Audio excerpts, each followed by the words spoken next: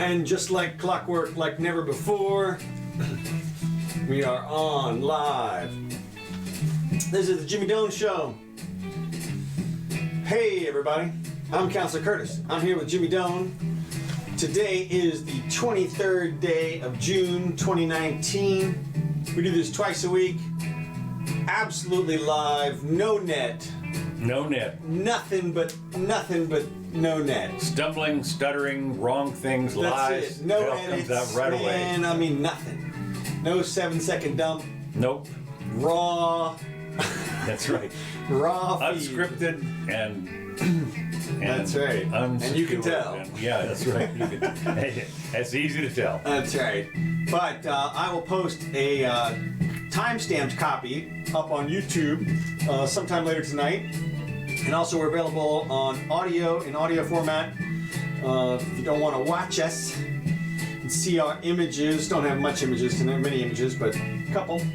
So you can find us on Apple Podcasts and other places. So anyway, what's happening today? Know what's happening in the last couple of days since we've been on. Some of the big news is besides we're going to get into, I guess, into the debates, which are later this week, and we're going to maybe talk about that. We'll probably wait to talk about the debates, but the big news has to do with the downing of the drone. Now, did we talk about that last time? Yeah. Okay, but what? Well, no, I don't think it had happened. Okay. The drone part hadn't happened yet. Okay. Well, at any rate, Iran downed a U.S. military drone amid rising tensions. Mm-hmm. The Revolutionary Guard commander says that Iran has no intention of going to war. We don't want war. Nothing to do with war, but we're going to be ready, just in case. The Revolutionary Guard Corps said they brought down an American surveillance drone in southern. Now, this was a surveillance drone, yeah, I think it was one of the jet ones, Predator or something. Look, I saw a picture. It was pretty good sized. Okay. It's $3.5 million worth or something, or $30 million. Okay. Okay, it's pricey. I mean, yeah. Not your hobby drone. No, not your hobby drone.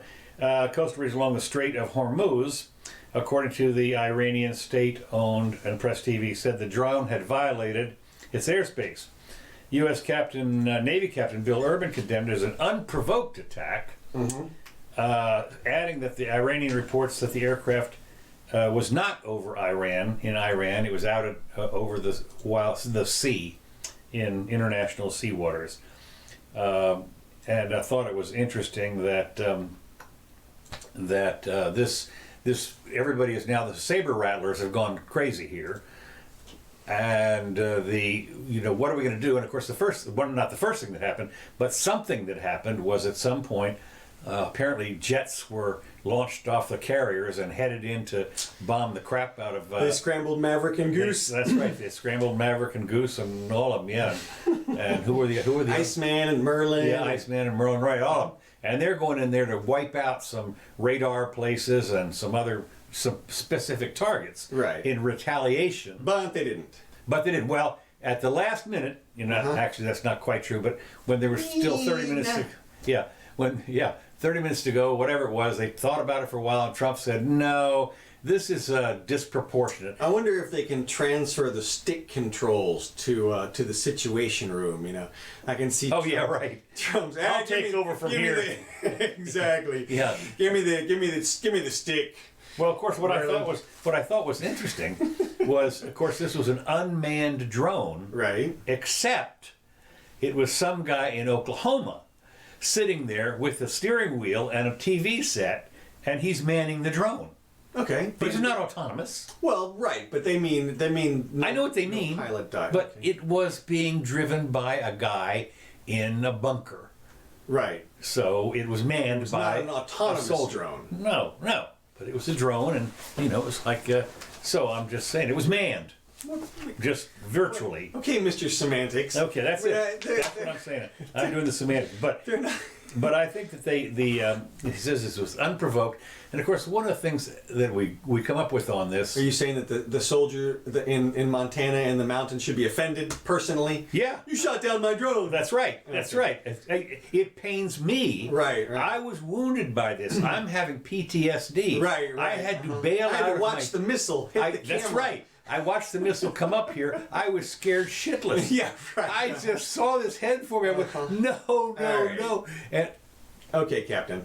I thought it was pretty good. I was doing a little play acting. Right. Oh, no, I'm with So you. anyway, I'm just saying but you that. know, he did it. But the warmongers, of course, the warhawks came out and thought this was all just peachy. Apparently, the secretary of the acting secretary. Only 150 men? Come on, Yeah, President. right, exactly. Well, it's How about a missile up to Tehran? well, the thing about it is this business about he thought maybe Take it out a wasn't quite proportional. Mm-hmm. When you consider that the 9/11 took out something like 2,800 people and maybe I don't know $1 billion worth of buildings, and the proportional response was to spend $1 trillion, Kill 100,000. and go over and kill 100,000, at least 100,000. That was the proportion over, and still fighting over there too. By the way, the war on Right. terror. Well, I think people would argue that that was a non-proportional response.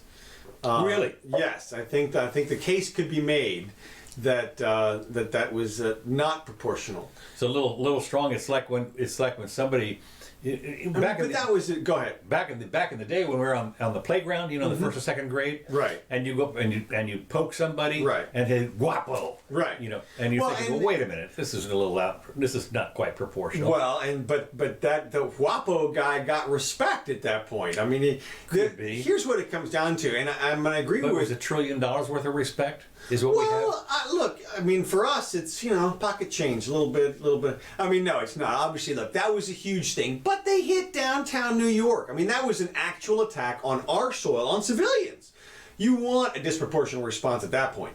For the drone situation, okay, we could do so many things, and apparently, I guess today we have attacked their cybersecurity network or something. Well, they did this. We're doing this. We're doing two of them. We're doing the cyber in Russia. Stuxnet attack or something, basically. We're doing the cybersecurity thing in Russia. We hit something with Iran today. Okay. On that. Okay, that could be. And that to me seems a lot more appropriate. We should hit military assets. I mean, why not just go in and wipe out all their little military bases or something?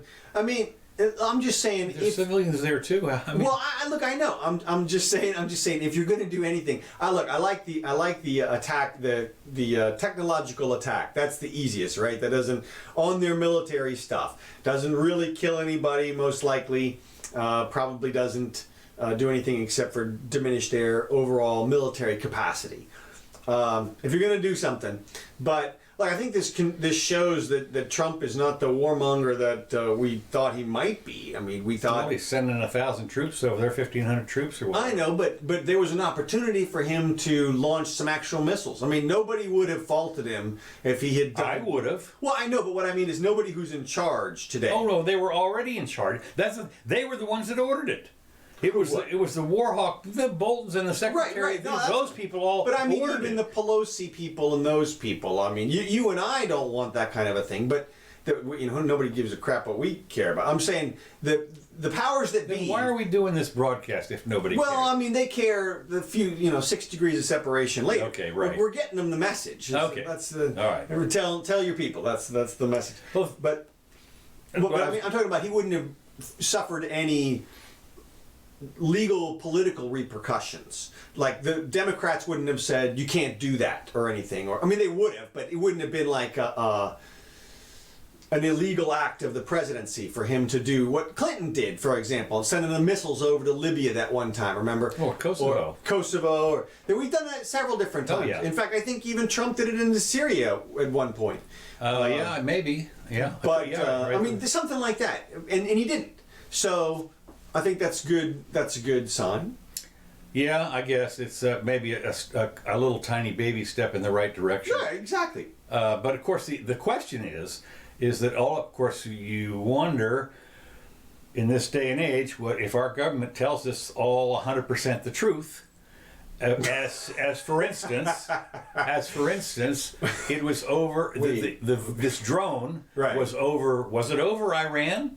Or Right, was it look- out in the water? And our people say, absolutely no way it could have been in over their property. Yeah. See, No my- chance. And my of course, thought is- of course, the guy in Iran are saying, wait a minute. They came over our airspace. Yeah.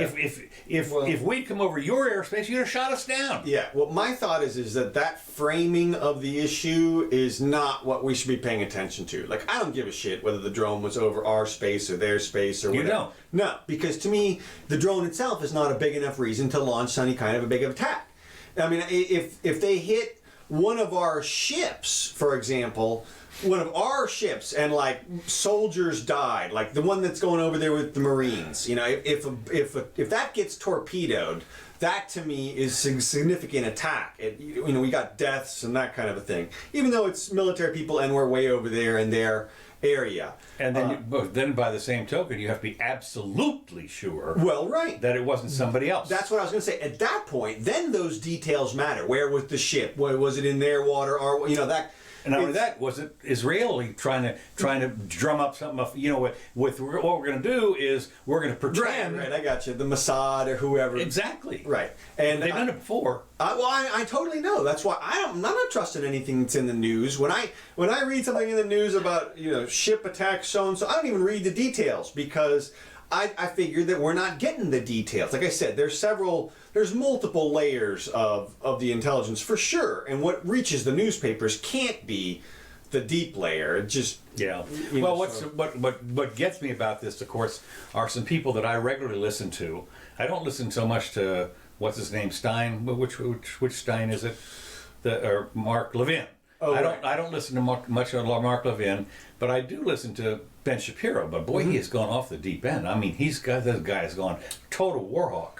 Well, I don't know if he's gone war or he's always been. He's always been, he's always been around it especially when it affects Israel. So, but this, I forget exactly what it was, but I think it was Friday's broadcast that he was all in to, we are absolutely have to bomb them into submission, and and somebody else who else was saying, and Scotty Adams said, when all is said and done, we could glass the place. I'm thinking, what are you talking about? I mean, are you 80 nuts? million people. Well, I mean, the fact is, look, it's one thing when you realize that you dropped a couple of bombs on Hiroshima and Nagasaki or whatever in a country the size of a postage stamp. But here's a country that's bigger than Texas. Right. And if you're going to go in there and do some kind of bombing, it's going to be it's going to be a little bite, but it's going to be a significant Well, I mean, all the people are concentrated in certain areas. But the thing is look, you and I would never contemplate anything remotely like that. We're talking about a totally different approach to this, which is open up the trade to the people, get the people involved, get them hooked on our goods, and then clamoring to their government to make things better.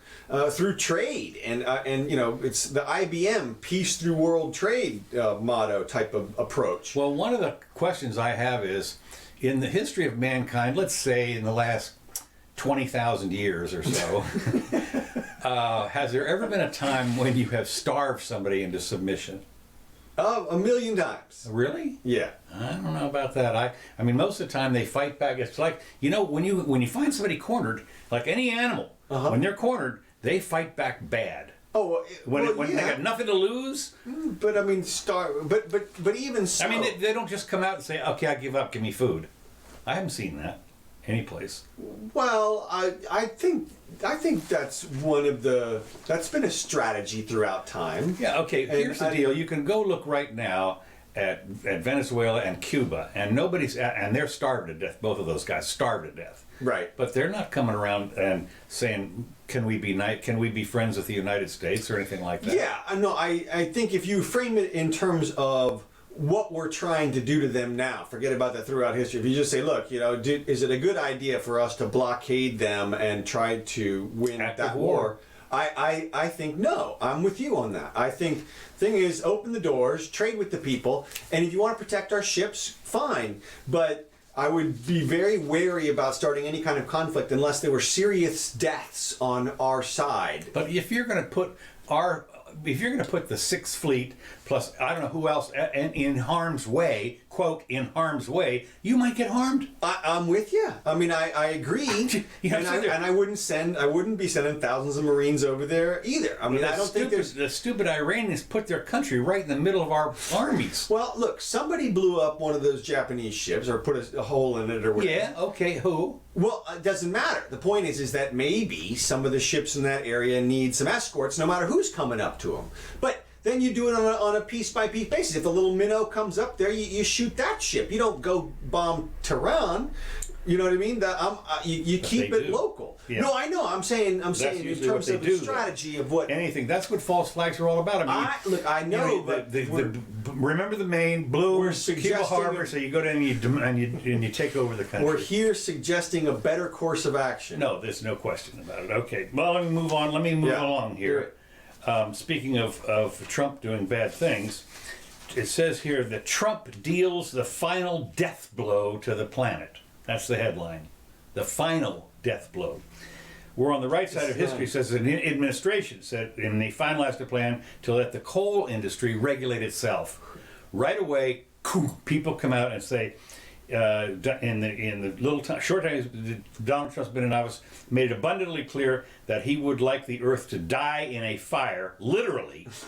In that time, he's abandoned the Paris Agreement, unveiled a proposal to freeze rules. This is an opinion piece. And where'd you? Yes. No, it's an opinion piece. Oh, okay. Yeah, it's an opinion. I'm sorry. It's an opinion piece. All right. But this opinion piece, and I forget who it's somebody who is published in the New York Times or whatever, or some fair.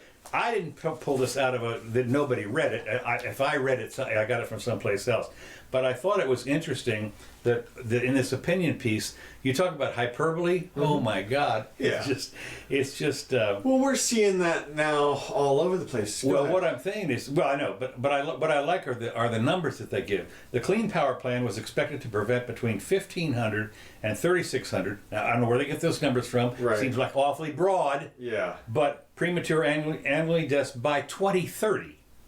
Okay, that's 11 years away, and nobody knows anything. The Affordable Clean Energy Rule, ? Last August, Trump's own EPA estimated the replacement would cause between 470 and 1,400 premature deaths each year by 20. So you go through these numbers and you're thinking, wait a minute.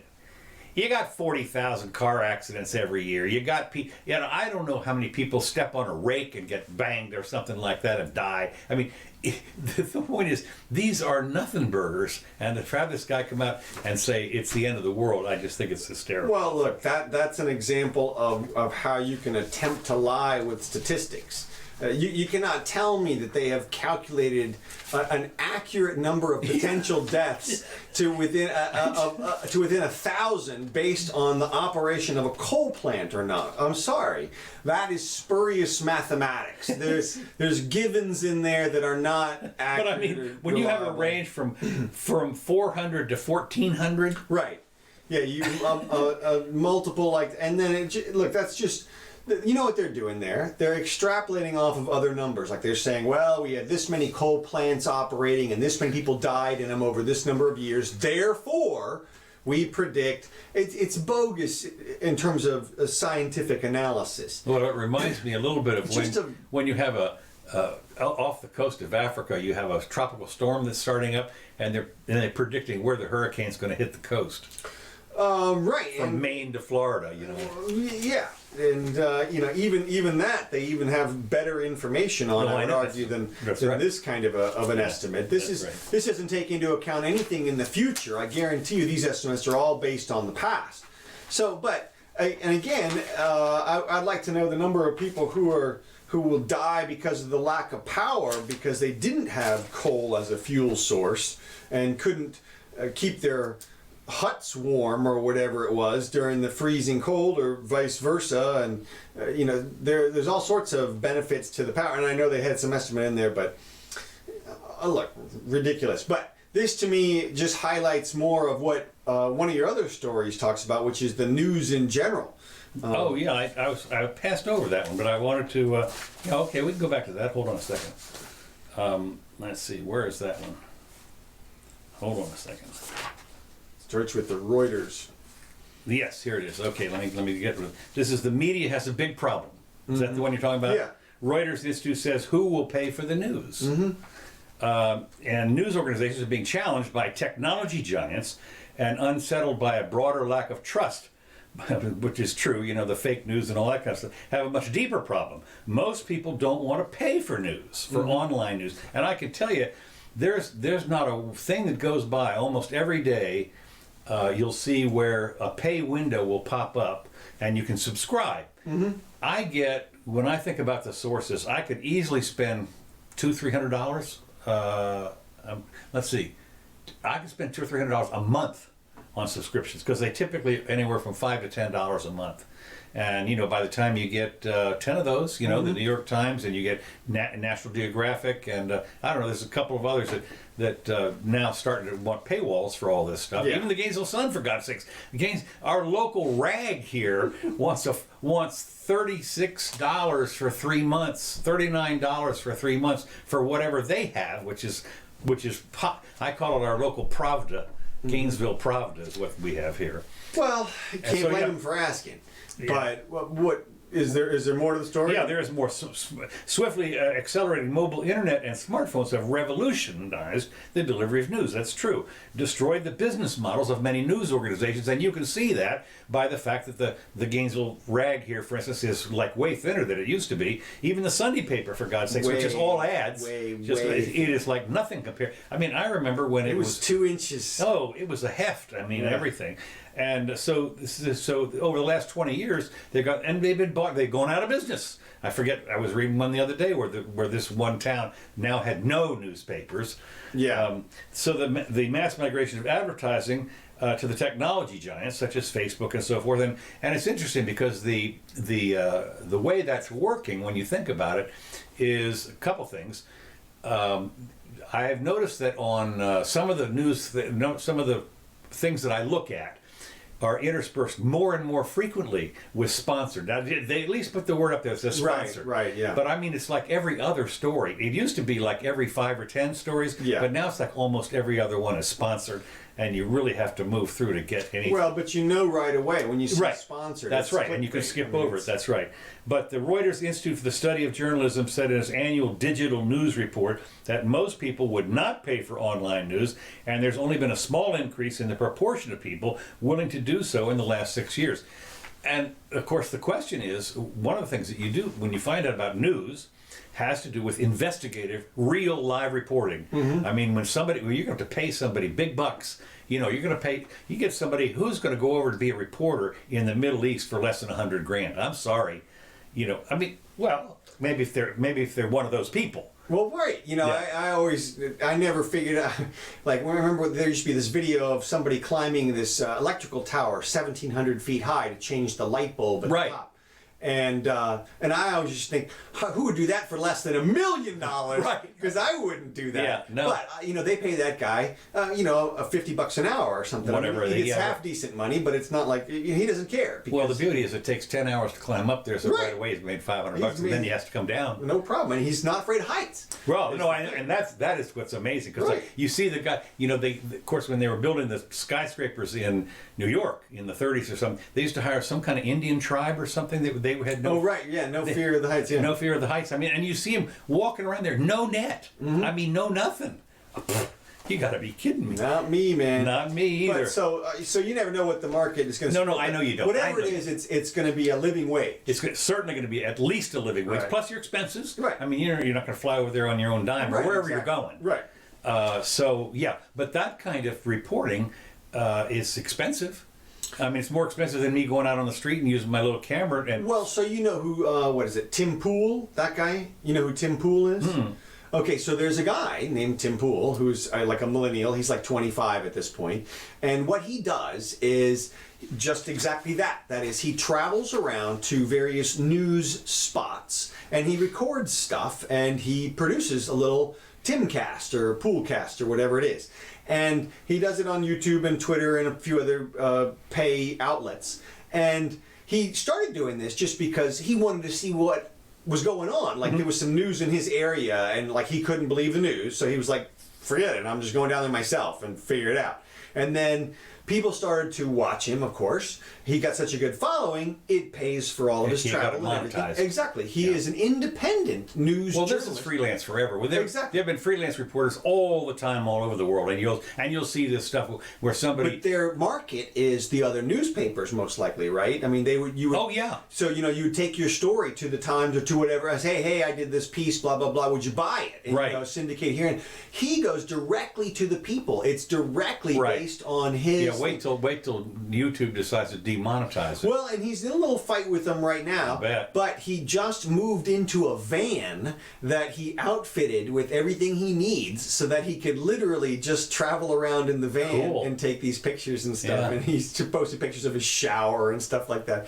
But what I'm getting at is the paradigm has shifted, but it's still going to be there. That is, you're going to get news, and it's going to come from all over the place. There's going to be more news than ever before. From The government, of course, is going to be trying to separate the wheat from the chaff. the government. No. Oh, the problem is, I you said. meant the fact is, if you get 200 Tims out there, Right. Well, and what'll happen is some will distinguish themselves. That's right. Some will distinguish themselves with their writing or their entertainment value. Others will do it with their investigative acumen. Others will do it because they're perceived to be fair and balanced, or on one side or the other. on one side or the other, right? I And- mean, you get a like somebody like Rachel Maddow, for guys, who's out there doing this stuff. Sure, and it used to be that way. The news, as you were, I mean, we still have the Tallahassee Democrat, right? Yeah. Is the newspaper up in Tallahassee? It's like no bones about which side they're on. Right. I mean, come on.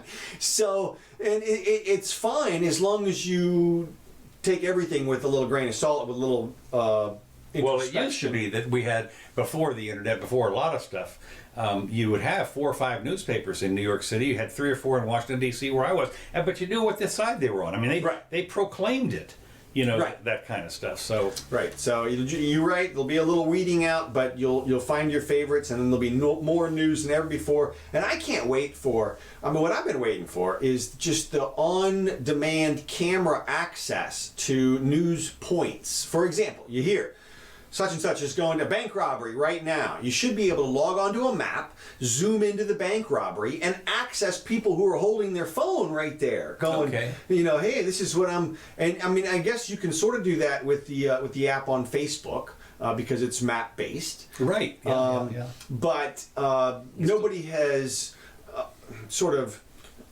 Amalgamated these people into an individual, into a Somebody group. will do it. The market will figure it out. iNews or The market will figure that out. UNews or something. Yeah. So News, right? No, that's right. And the market will figure it out. But it is interesting to see how people are fighting back on it. And as I say, when you look at our local Pravda here, I mean, I finally had. I don't even get it.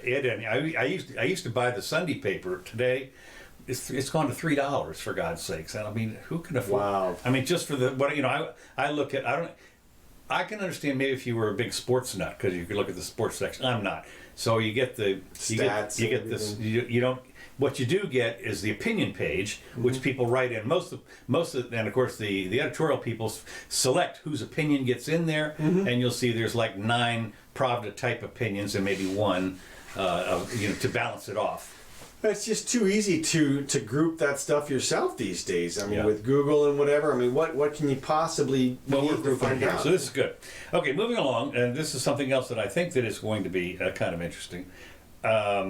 Let's see. I'm going to wait on the U.S. hacked Russia's electrical grid, but I did find one thing that's kind of interesting. Astronomers have found 2 new planets that could possibly and potentially support life.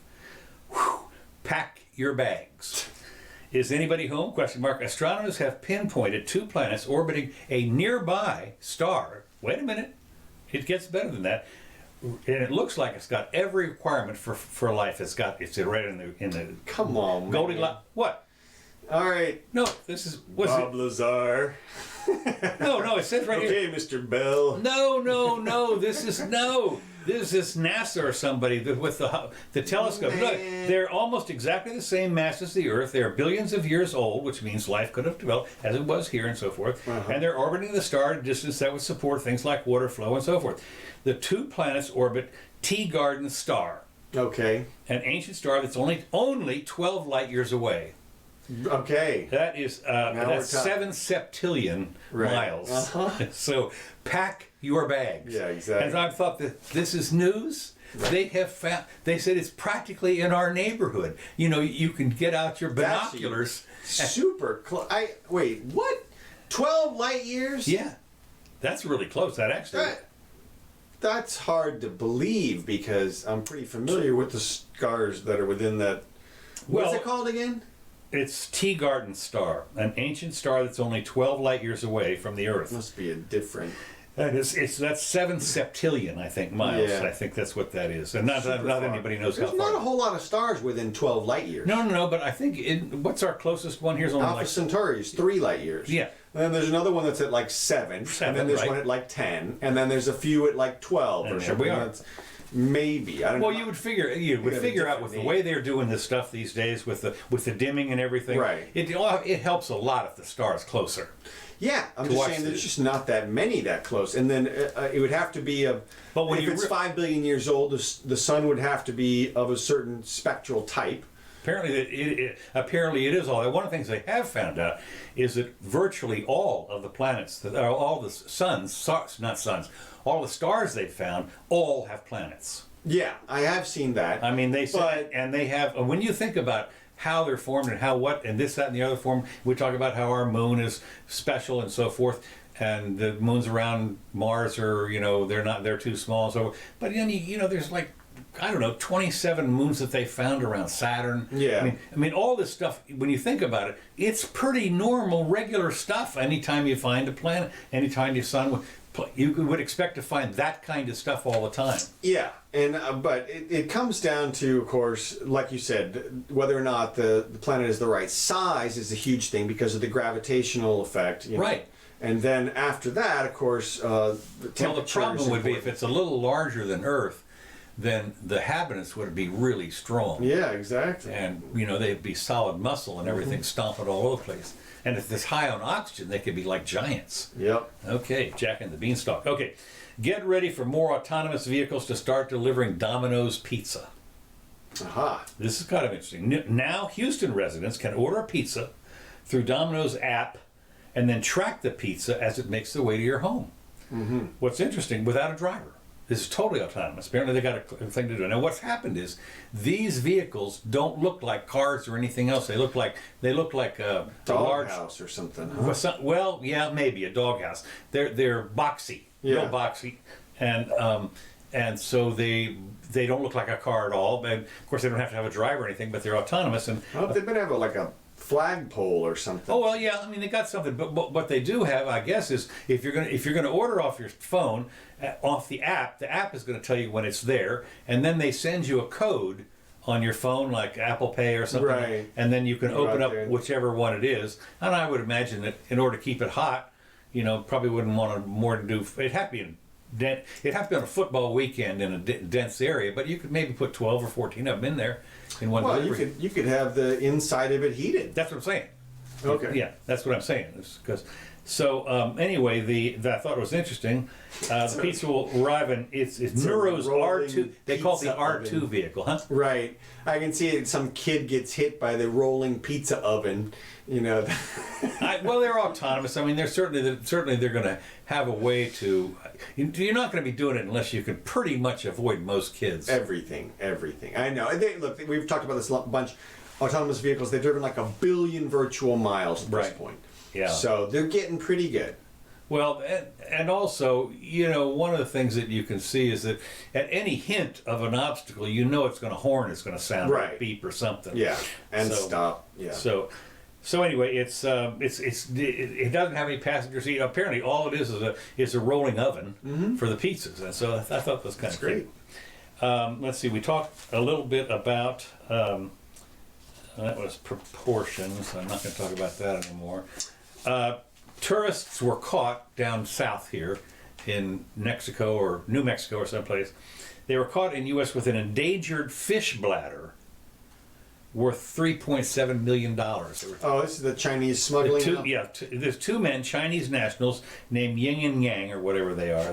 They had come to the United States. They said they came. We come to shop for clothes. And so anyway, but they said, the cops said, they're acting real nervous. They asked him something in Spanish, and no, I would not speak Spanish, whatever they say. And so the deputies found the dried swim bladders of 132 Totoababa.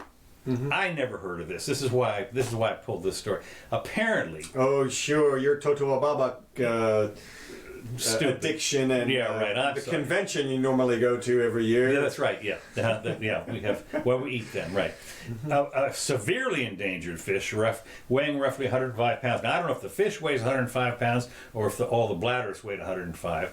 It's got to be the bladders. According to the warrant application, details of which are being reported for the first time, swim bladders sell for $20,000 to $80,000 per kilogram. And who's the buyer? Rich Chinese people, yes, apparently. Rich Chinese. Rivaling the price of gold. Unfortunately for the the Chinese believe swim bladders, they believe that their swim bladders have revitalizing properties. Yeah, I'm sure, yeah. Yeah, I mean, what is this? Here's what I want to know is, what is it about the Chinese that they want to slaughter all the damn rhinos for the horn? And now this endangered Totoaba. It's ancient Chinese secret, okay? I know, but how... They put it in their but you understand that these fish are located in one place right off the California, in the California Bay there, or wherever they are. That's the only place. I mean, how do the Chinese know about this? Yeah. How do they know about the African rhinos, for God's sake? Right. So anyway, well, somebody like Marco Polo pitched it to him a long time ago. Yeah, hey, Marco.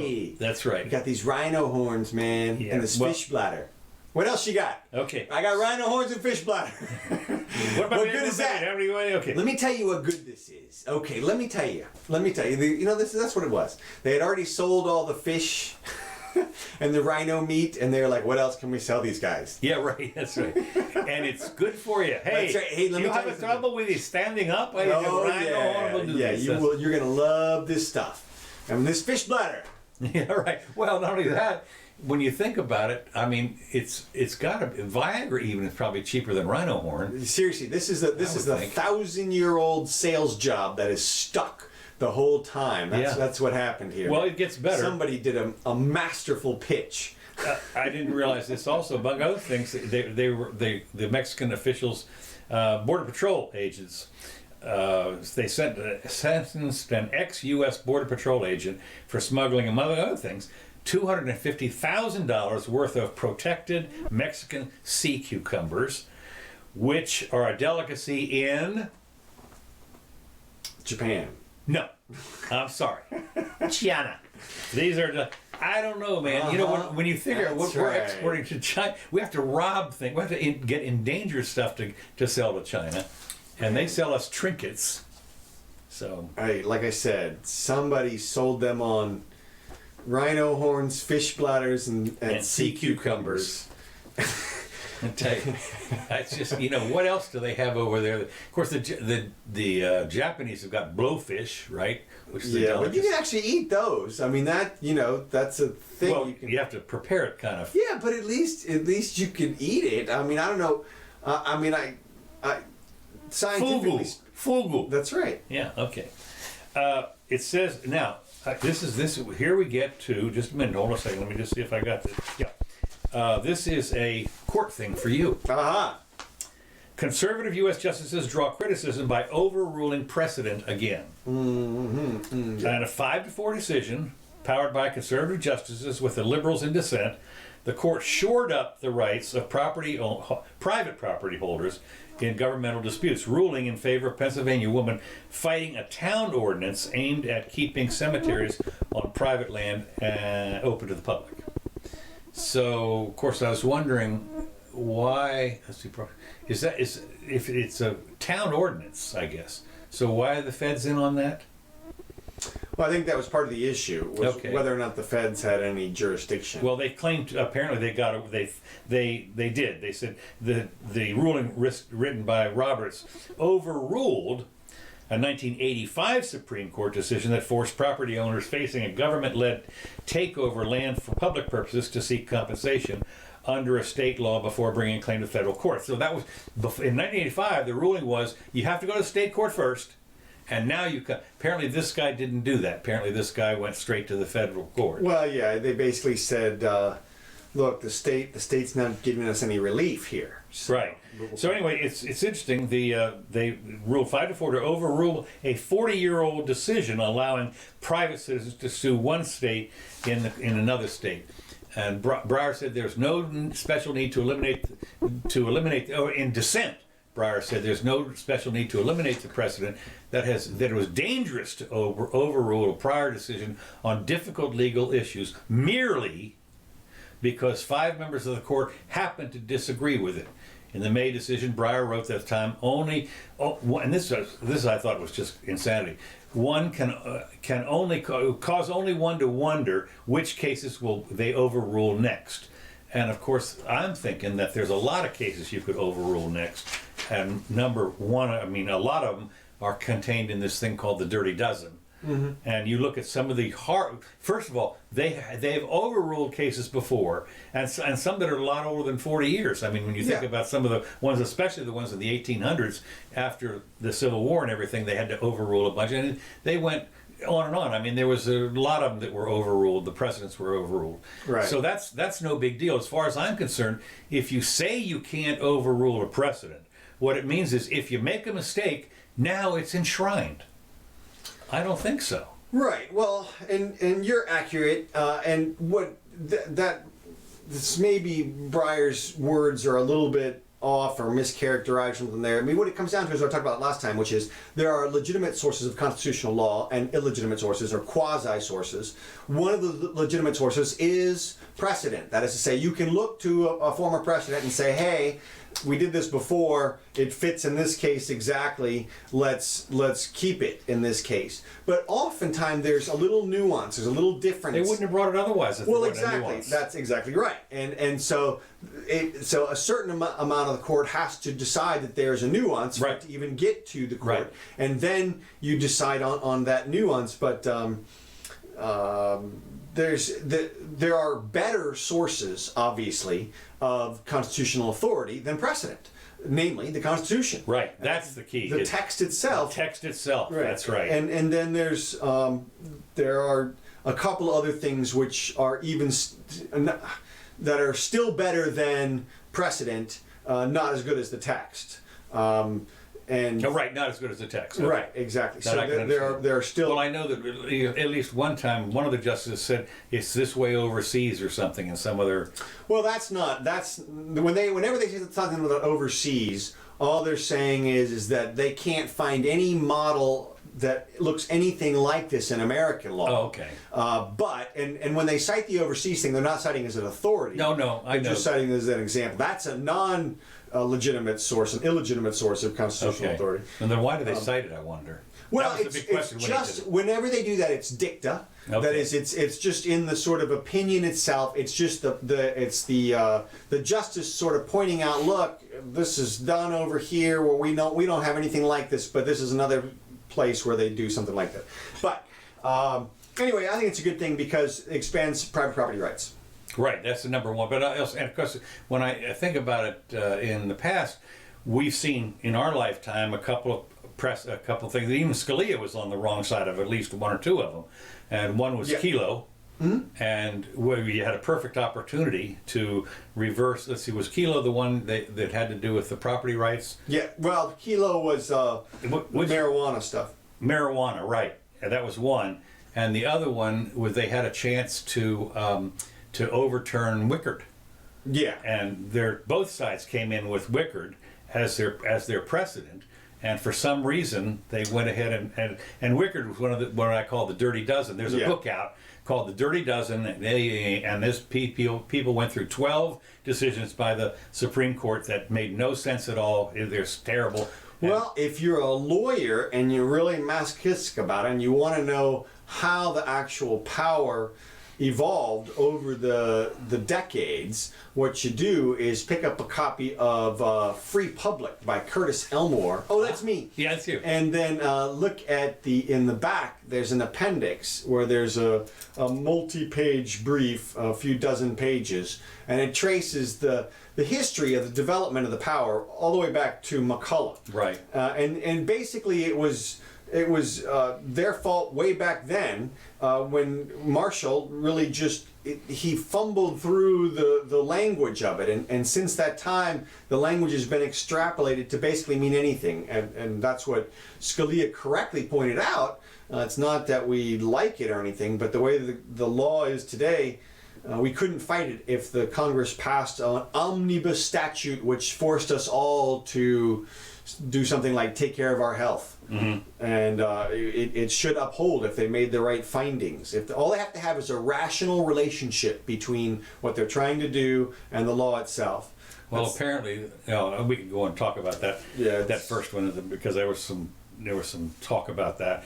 The Raish, I'm sorry, Kilo might have been the property one, and Raish was the marijuana. Marijuana. Okay, right. That was and okay. So let's see. My next item here. Pelosi slams Trump administration, which is hard to believe, for delaying the Harriet Tubman on the $20 bill. An insult to the hopes of millions. There are millions of people that want to see... whose hope was insulted. That's right. That's right. An insult. The bill's new design replaced President Andrew Jackson, a slave owner and an Indian killer or whatever, with Tubman, who freed hundreds of slaves and the Underground Railroad and worked to help as a Union spy and so forth and so on. It was set to be released next year. But they said, no, it might be too easy to counterfeit, and I don't know, and so we're going to put it off for 8 years. So now they're talking about it. If they're going to have it, it's going to be in 2028, which of course there'll be another president by then, and who knows what all. And so they're going to be screaming racism on this. And hey, he didn't propose one with his own picture, which is kind of surprising. Yeah, right, exactly. I mean, I could think of some people that should be on them. Well, you had some printed up with Justice Sutherland on them. Yeah. Some faux notes. Yeah, great. He would have been a good one.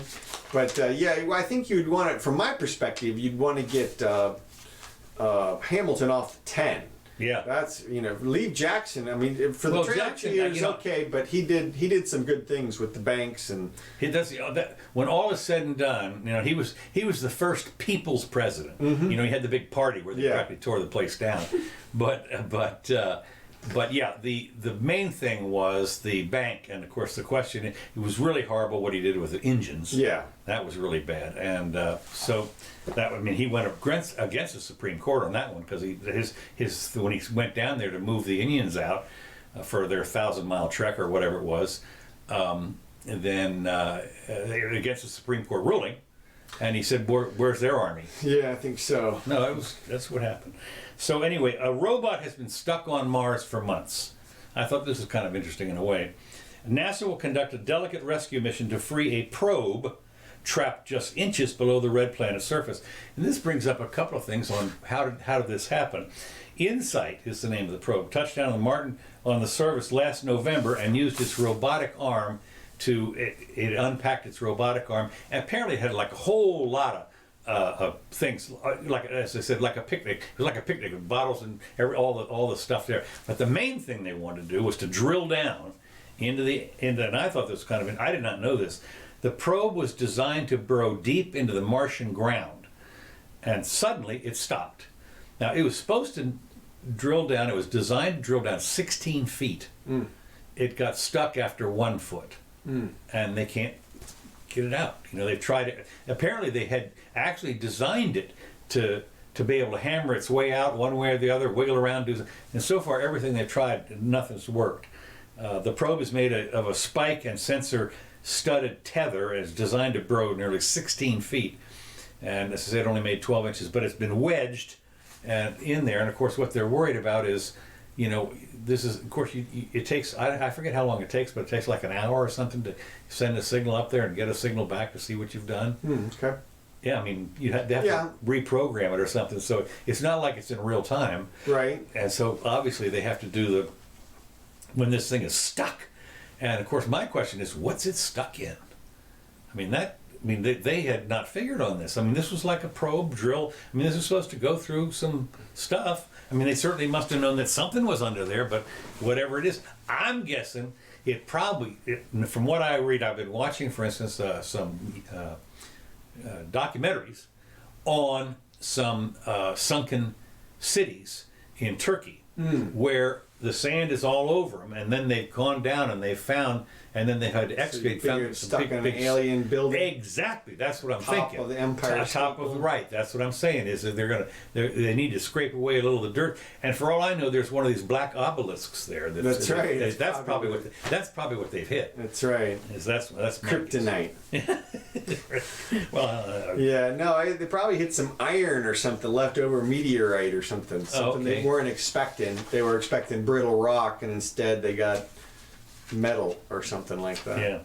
All right, we're coming into the end here. Let me skip. We want to talk. Let me talk about first. Okay, here we go. The cryptocurrency. Okay. Facebook. Now, I said last time that I thought this was really a bad idea because it was the basis for it was a basket of currencies that was supposed to stabilize this cryptocurrency. Well, since then I've read more about it, and that is it is going to be a 1-for-1 exchange. That is, once you can, when you buy it, whatever it is, there's a reserve area for whatever you bought it with, and then when you sell it, it goes back and forth. So it's a 1-to-1 exchange. It's not like they can just make more of it. And even with Bitcoin, they have a maximum number, but I don't think they've reached the maximum number yet. No. It's like 40 million or something 20, like. yeah. How many? 20. 20 million Bitcoins. And so I don't know how many are out, but probably what, 15 million of them? Yeah, something like that's a lot. So there's still more to go, is what I'm saying. But still, generally speaking, on these exchanges, they're called an exchange for a reason. When you buy a Bitcoin, somebody else has sold it. I mean, that's, you're not buying it out of this pool anymore because it hadn't been created yet. Right. So that's Well. no, they're being created very slowly. Yeah. I forget what it is, but basically they're being added to. I forget, it's supposed to take another 10, 15 years or something before they're all gone. Yeah. But the point being that generally speaking, when you buy a Bitcoin, somebody else has sold the Bitcoin. Yeah. And one of the complaints somebody said was that this was Schiff's. Was it Schiff? Peter Schiff. Yeah, but what He said that this was a problem because the bubble will burst, or because now the price, I don't even know, the price of Bitcoin went up over $10,000, $11,000, I think. Over 11. Yeah. Over 11. It went up like 20% in a week. Yep. So bubble this, bubble that. But what you realize is that for everybody that sold one, somebody bought one. So somebody made the money. I mean, somebody that had bought a Bitcoin at 8 made $3,000. Yeah. So the question is, a whole bunch of losers. Well, the only time you have losers is when everybody wants to go to the door at the same time. Right. But on a controlled, on an easy in and easy out, it's like a regular stock, of IBM or something. As long as everybody doesn't want to sell it, it goes up and down with supply and demand. Right. Well, the reason Schiff's against it is because he realizes that there is no quality that the Bitcoin has that another cryptocurrency can't replicate. So Okay. it Right. doesn't. So that's different from every other item that you could use as money. Anything else that you could use as money can't be infinitely replicated, except for other fiat currency. Right, but the beauty of course, the thing about it, and this is what's going to be kind of interesting, is the Bitcoin is one of those things that you can silently transfer someplace else. Yeah, you it's could easily easy. transfer X amount of dollars to France. Right. I mean, it's not because like it just goes phone app to phone app. phone app to phone app. I know, you don't have to pay all this. You don't have to pay all the transfers. You don't have to. And it's instant too. And it's instant. That's the big thing. Is it instant? Yeah. It's kind of like PayPal in a way, but it's. Here's when we talked about it, we scoffed at the Libra, the new I know we did. coin. But I'm not scoffing anymore. well, I'm not scoffing from one perspective, and that is that what their plan is to collect a whole bunch of cash from people. Right. And then just collect the interest on that cash, and then just let them use the coin as currency. Right. The problem is, once the Congress realizes that they're using that coin as currency, they are going to get involved with that. Okay. That's too close to home. They're going to call it a bank. That they're going to name. You mean the Congress is going to call it a bank? Yeah. Exactly. And they're going to want to regulate them and do all kinds of stuff. Let me go on. Okay, that. go ahead. Two things to consider real quick. And that is, one is, I remember years ago, when I was going over to Europe and everything, the one thing you would do is you'd buy your American Express traveler's checks. And what you didn't realize was what supplied the huge building in Paris, that was the American Express building and all this kind of stuff. I think you paid like a dime or something, 1 or 2% to get them, and maybe 1 or 2% to cash them in. That was not where they were making their money. Their money was on the float. The simple fact is, you bought $1,000. You gave them $1,000 in cash, Right. And you would maybe take 2 or 3 months to get it back out again. Right. So that float was millions of dollars that they invested in bonds or interest back then. Interest, you could buy a T-bill or whatever it is, 5.5%, 6%. Right. Yeah, 30. Yeah. So they had these floats, and that's where they were making their money. So this is what I'm looking at as far as Facebook is concerned. That's where they're going to make their money, is And on the that's float. fine unless and until, and they may make all the cash they need before Congress gets involved. Maybe like Airbnb or... What we're going to see here is Congress will move aggressively to examine Facebook cryptocurrency. Guess who says this? Maxine. Oh, Maxine. Maxine, the genius on crypto, the total genius. Maxine is going to, she says aggressively, we are going to move aggressively and quickly to deal with what is going on with this new cryptocurrency, says Maxine. I think it's very important for them to stop right now what they're doing so we can get a handle on this. Yeah. See, okay. We don't have a regulatory agency to oversee and see what they're doing. Yet. She says, it's like starting a bank without having to go through any steps to do it. So she's exactly right. I know, they're exactly. Yeah. They're panic stricken, right, for obvious reasons. Yeah. That some of this might get out of the way. And of course, when you think about it, money originally, thousands of years ago, was never regulated. I mean, the fact is that generally speaking, when it was, you didn't have a wampum. It doesn't have to be when it's a thing. Right. That's the whole thing. That's what I'm saying. When it's a thing, it doesn't have to be regulated. And if it was gold, didn't have to be regulated. Right. And the other problem that Libra's going to have is by attaching it to a basket of currencies, if one of those currencies hyperinflates, or more of them, there's going to be some issues. Man, I noticed even the prices are up from just a year ago. I went to buy some bacon for the first time in a year. It's up $2 or something. Really? Yeah, it was. The last time I stopped buying it, when it was expensive, it was either $5.99 or $6.99 a pack, and now it's $8.79. You know what has not gone up? What? I bought eggs yesterday. Oh yeah, My $1. God, they are so cheap. Yeah. I mean, a dozen regular-sized eggs, 99 cents. Yeah. I'm telling you, that was the price 20 years ago, or something. I mean, it was. Those haven't gone up much. Boy, I'll tell you, and they're good for you too. So anyway, the last thing I've got here, before you get to your stuff. Well, let me just say one thing. If you're looking for a crazy bet right now, the gold mine stocks are the place to be. Oh boy, talk about rank speculation. This is total absolute gambling. Okay. Okay. Yeah. But the truth is, they're all at 1/10 the levels that they were during the last crash right now.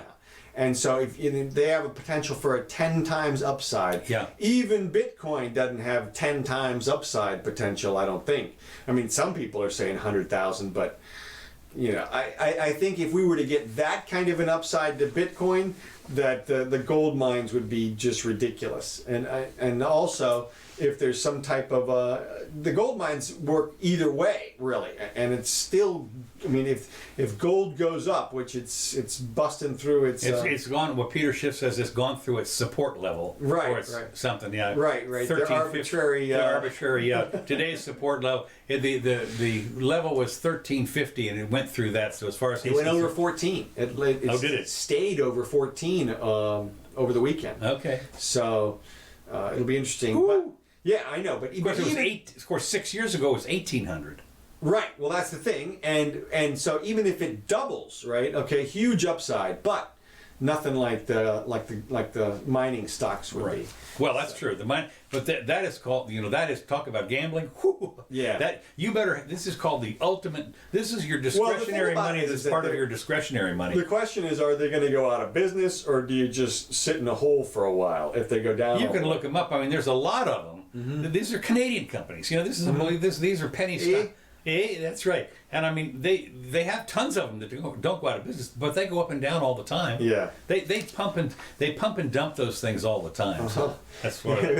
with ticker names like Ego and I Am Gold, IAG. Yeah. I love it. Good stuff. Yeah, that's great. So anyway, the let's see. It's so Senator Sherrod Brown of Ohio, the senior Democrat on the Senate Banking Committee, said Facebook is already too big and too powerful, and it has used that power to exploit users' data without protecting their privacy. So now that if they get into the crypto thing, this is another thing. They're so big that what we're going to do is we're going to have the government, which of course is 1,000 times bigger, going to come down there and say no. Right. Well, there's a huge movement on the far left that nobody deserves to be a billionaire. I mean, that's Bernie's mantra at this point, is nobody deserves to be a billionaire. And by virtue of the fact that the Waltons have $150 billion or whatever it is, he says, and they don't pay their people $15, he says that is unjust, just by virtue of the discrepancy in the piles of cash that the people have. Well, speaking of Bernie, I had a big thing on him here. Hold on a second. So we'll see how far Bernie doesn't realize. Of course, he's such an ignoramus on economics. Mm-hmm. Here's one I picked out. It's called "A Promise That Bernie Can't Keep and Shouldn't Keep." It makes sense then Mr. Sanders, like many septuagenarian colleagues from both sides, wants to guarantee the jobs of yesterday. Now, here's the thing: he wants to guarantee jobs. But what kind of jobs is he going to guarantee? Okay, not coal mining jobs. Manufacturing jobs. Yeah, good manufacturing jobs, but that's manufacturing today. I mean, the simple fact is that there are tons of jobs today that did not exist 10 years ago, didn't exist 10 years ago. You could never know that they were going to exist. And so if you're going to lock in somebody in a job with government subsidy or something like that, then you have to keep feeding that particular job when in fact maybe it's supposed to go out of business. Right. Well, Bernie doesn't understand that for the government to operate companies, the government actually needs to become an industrialist or a capital like an entrepreneur. But they can't, because you just can't become something like that. You're either that or you're not that. And Bernie is not that. And so how can he pick the correct companies that are going to succeed? Solandra. Right. That's a prime example. No matter what they say, it's a company that if you were to pitch to somebody, hey, look good on paper. How about Elon Musk's solar roof or something? Oh, it's perfect. Of course. No, I saw an article the other day that it would take like 130 years for you to recover the amount of money that you put into the roof. Based on your savings from your electricity bill. Yeah. It's untenable. You just can't create that stuff just by throwing cash at it. But Bernie doesn't know that. Well, he also says, apparently he has stated in his thing, we want to finish what FDR started. I'm thinking, wait a minute. That was 70 years ago. Well, not only that, but FDR and you want to finish that? He was all over the map too, but he was a socialist. Let's face it. And yeah. he wanted to. But I mean, you want to finish something that 70 years. I'm laughing my ass off because that is ancient history. Not in Bernie's mind. That was his prime time. He was probably well, you want to teenager. finish the WPA? Probably. Yeah. Probably. Get out there and build another road. His ideas are straight out of Karl Marx. Yeah. I mean, you look at it; it's very much the power to the people kind of redistribution. Well, effort. except for the fact that when the government redistributes, it's at the point of a gun. He's not taking that into account right now. No. No. Well, you remember there were revolutionaries that were early in the Russian Revolution who didn't have anything to do with the guns. I don't know if it was the Trotskyites or the pre-Lenin crowd, the ones that were out there pushing just the philosophy of it all. Engels or somebody, those guys. And Engels was with Marx, so I don't know. Well, right, but what I'm getting at is that some of those guys were pure theorists. Okay. And they weren't military leader types. It wasn't until the military leader types got involved and said, "Hey, we'll help." Yeah, we'll help, right. We can take that over. That's right. And what the people, look, all of my friends who are anti-gun, I have tons of friends who are anti-gun, and none of them contemplate the concept that the only way to collect all the guns would be to give a bunch of people some guns and send them after the people who you want to collect the guns from. In other words, you have to use guns to get the guns. And so you're promoting the guns. I mean, from my perspective, people who are talking about gun control are pro-gun because they want somebody to go use the guns to affect some change. And of course, they would never miss. Now that all the guns are gone from us peons, the people still with the guns would never think to misuse them. Well, that's the other thing is that the the liberal concept, power corrupts, and absolute power corrupts absolutely. Right, but that conflicts with Plato's benevolent king, with his philosopher dictator. Philosopher king. Yeah. Philosopher king, benevolent dictator, whatever it's this concept that is nice peace maintained in the pyramid, and it's but well, what can you do? All right, a couple things real quick. Since we're in our second hour, the Curtis hour. Trump's latest accuser. Have you seen anything about this? Yes. 20 years ago, 25 years ago. Right, yeah. Right. And she names like 3 different people in the book. Another one happens to be Les Moonves. She was raped by 2 billionaires. Really? Yes. Must be nice. Well, she said it wasn't that bad. And her implication was it only lasted. She said she wasn't going to sue him because her incidence doesn't compare to the normal incidence of rape that you see today, like on the border in Mexico and stuff. That's, okay. So she said it would be disrespectful to sue based on those facts. Okay. Which to me just red flags all over. Oh yeah. Oh God. So that's just what I'm saying. Oh, and she's got a new book out that she's trying to sell. It's called "What Do We Need Men For?" Yes. So, okay. All right. There you go. Deportations. What are we going to deport 11 million people? Is he going to round them up? Is this we talked about Ike this or on something? the original Jimmy Dunn? I know. We talked about how many buses it would take. At 60 people a bus, it would be 1,000 miles of buses. 1,000 miles of buses. Okay, well, so, but apparently Ike deported 1 million people at one point. I think that Obama actually deported more people. Well, more than Trump, yeah. So, but I mean, to me, deportations is like such the wrong way to go about the problem. I mean, that's back-ending it from my perspective. Well, the other thing is, one of the things you realize, as we talked about before, you might be able to get the first couple 100,000, but if you think the others aren't going to scamper into hiding, you're crazy. I'm with you. Yeah, all kinds of stuff. You ain't going to get them out. So interesting. Biden's being attacked for being racist. The former vice president to the only black president, and they're going after him on race. And the crime bill, which I thought was interesting. I saw his very brief defense of the crime bill where he stood up and said, "Is it tough enough for you? We do everything but make jaywalking a hangable offense." Mm-hmm.